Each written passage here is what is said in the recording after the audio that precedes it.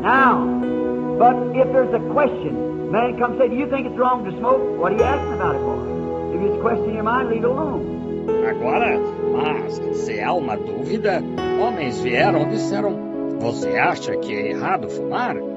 Por que você está perguntando sobre isso? Se há dúvida em sua mente, deixe isso de lado. For anything you don't do by faith is sin. Right? Got to be by faith, so how can you smoke and have faith? Pois qualquer coisa que você não faz pela fé é pecado. Isso mesmo.